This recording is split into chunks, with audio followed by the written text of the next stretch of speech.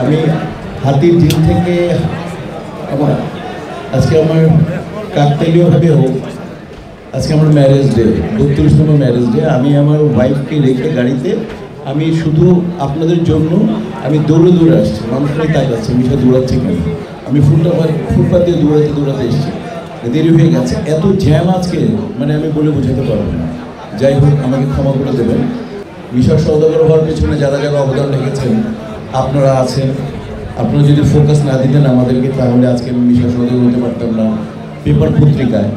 কিন্তু ফিল্মে আমার ক্যারিয়ারকে যারা স্থাপন করেছেন, যারা মিশা সওদাগর বানিয়েছেন, মিশা সওদাগর বানিয়েছেন, এর মধ্যে আমি যদি 3টি নাম নিই, এর মধ্যে 3টির মধ্যে একজন হবেন আমার বন্ধু, এই ছবির পরিচালক, এই দেশের কমার্শিয়াল ছবির সবচাইতেই বলবো যে এই মুহূর্তে সবচাইতেই ফেমাস ডিরেক্টর বদিউল আলম খোকন। ও যখন একেবারে চিফ অ্যাসিস্ট্যান্ট মানে ডিরেক্টরের মতোই, তখন বাবু ভাইয়ের সাথে কাজ করতো।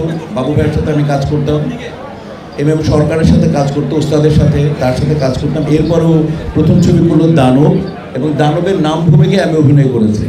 এই পর্যন্ত বদিউল আলম খোকন 34টা ছবি করেছে। 34টার মধ্যে আমি অভিনয় করেছি 33টার ছবি। মানে আমার মনে পৃথিবীতে এরকম হবে কিনা আমি জানি না। মানে একটা পরিচালকের সাথে এমনই বোঝাপড়া যে যার 34টা ছবি 33টা ছবির আমি আর্টিস্ট। যে সমস্ত পরিচালকরা তার দুটি ছড়িয়েছেন, তার পারফরমেন্সকে তার মেধা দিয়ে আলোকিত করেছেন, স্বাধীনতার পরে যে সমস্ত পরিচালকের তাদের টিম ছিল, মনে করেন আমি মুনতাজুর রহমান আকবর, আমি